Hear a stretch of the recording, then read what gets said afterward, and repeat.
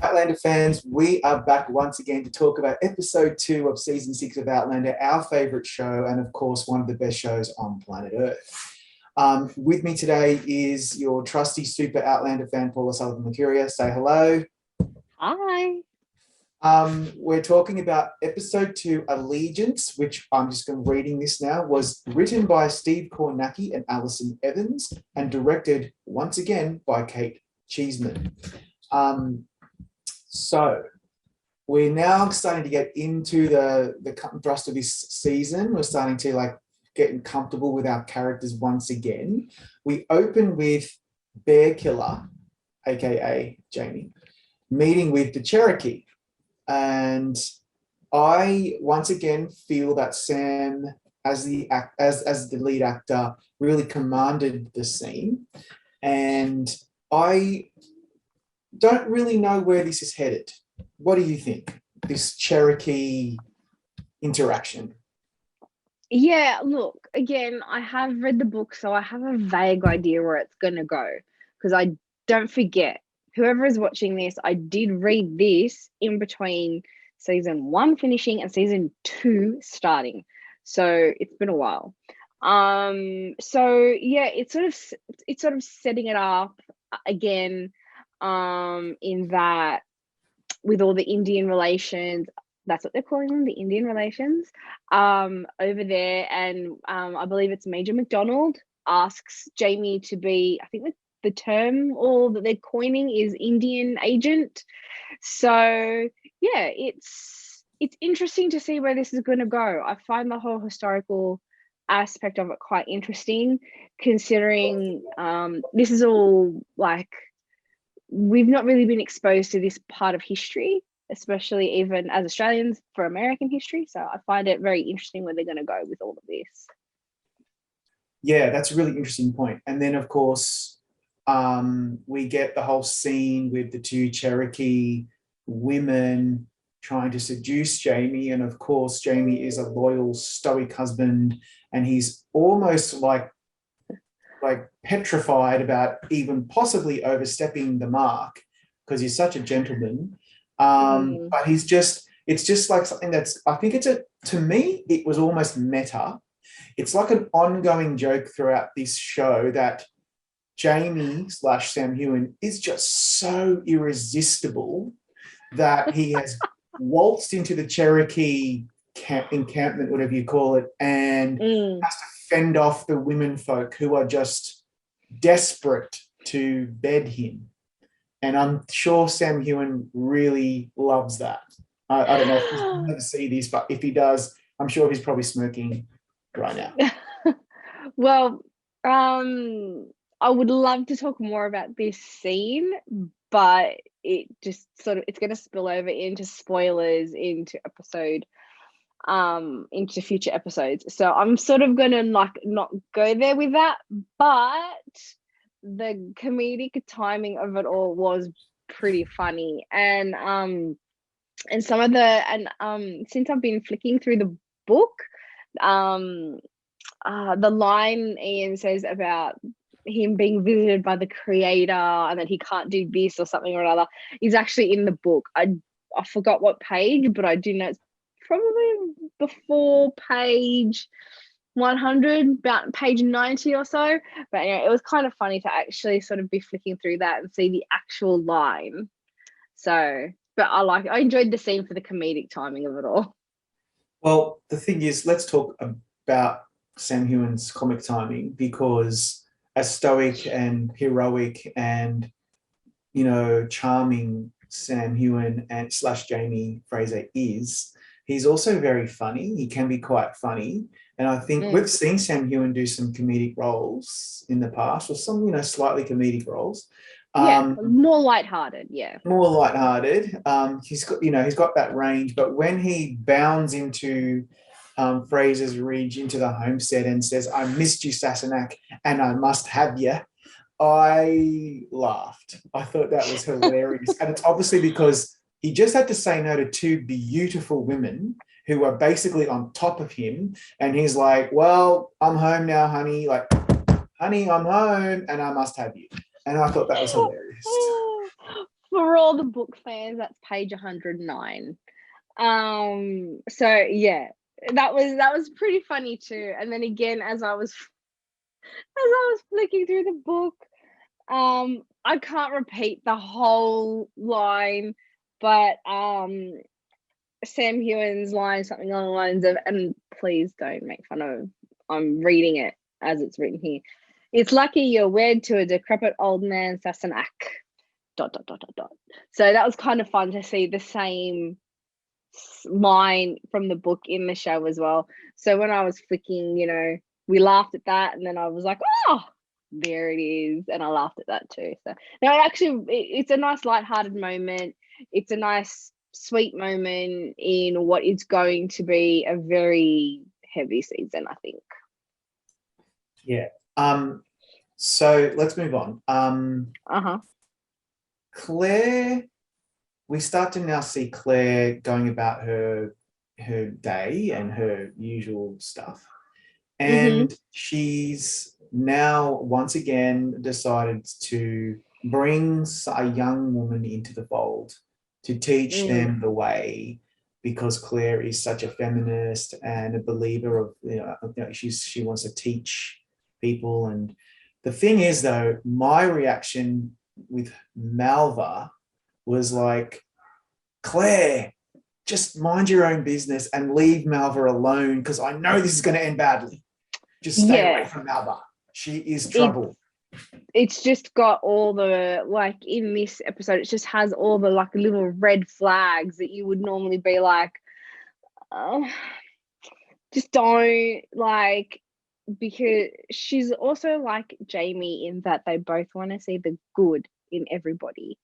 And so that's because I've, it just reeks of, this is not good, like, this is a red flag, this is not going to work out well. We haven't spoken much about Tom Christie yet, but we've got a vague idea about Tom Christie, and Malva is his daughter, and you're like, what's happening here? This does not sit right. This makes me feel uncomfortable. Even when Claire is trying to be really nice and caring and educate women in a time where it wasn't overly acceptable, you can see it's going to implode somewhere, somehow. It's setting you up for disaster somewhere along the line.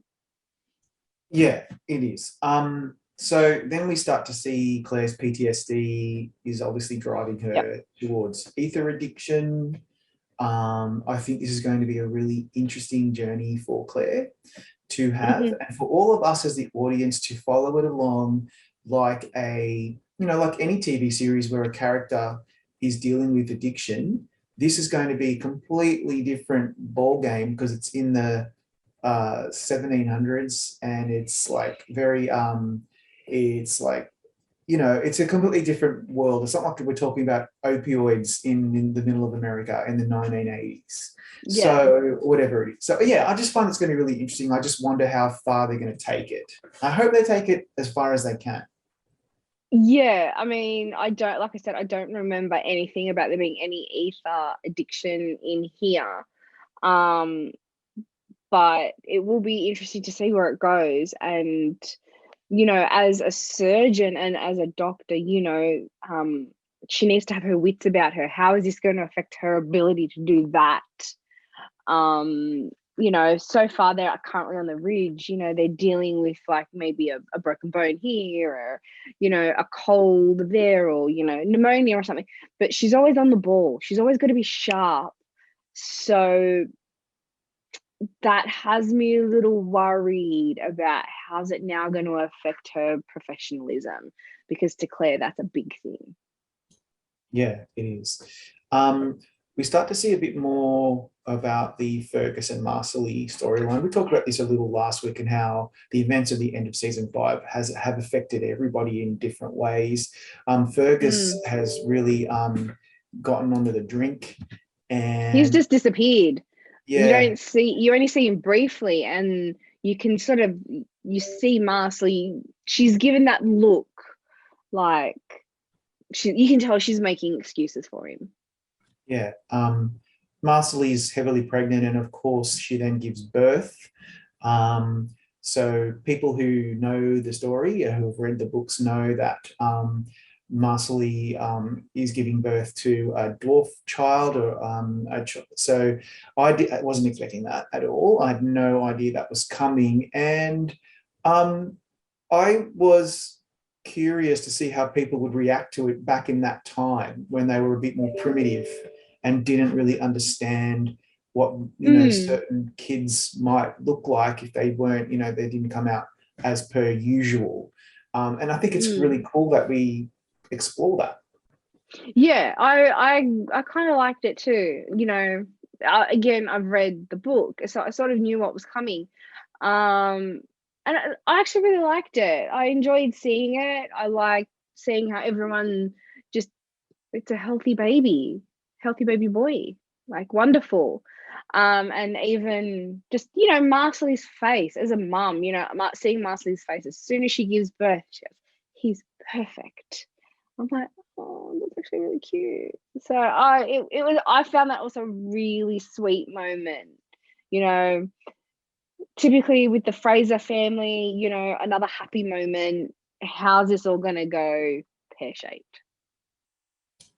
Yeah, like otherwise there just wouldn't be a show if they're all just going to Pretty have a much. nice day, and then the next day it's like, here's another nice day. It doesn't work that way. No one would watch if there was no drama. Exactly. So we've established that Tom Christie's a bit of an asshole. He's a misogynist. He's very bitter about whatever the hell transpired at Ardsmuir. But Jamie puts him in his place. And basically that must be a very bitter pill to swallow for Tom Christie, who is more like an alpha male and does not appreciate having someone like Jamie. But then we were both saying, like, you were screaming this at the TV, like, mate, if you want to come to Fraser's Ridge, you're going to have to follow the rules. If you don't like it, get out. Yeah. You don't want you. I mean, I honestly, as a preamble, I don't remember too long ago.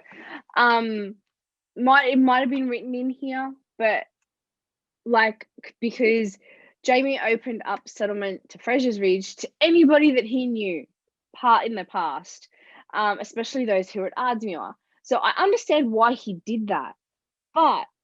And I know Tom Christie, as we've seen, they're calling them the Fisher folk, came with all these people. So I understand the why, but if Tom Christie, and this will probably never get answered, if Tom Christie had such a problem with Jamie Fraser, not just at Ardsmuir, why then go choose to settle in his land?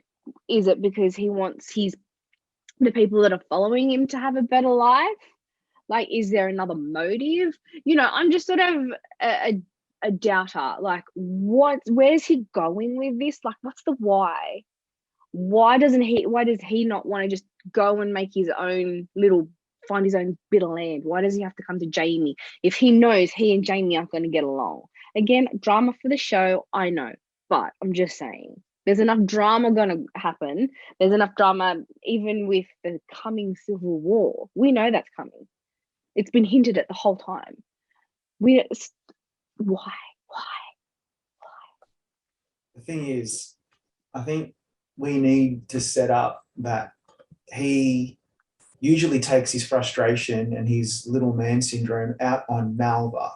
He can't do that now because his hand's all screwed up.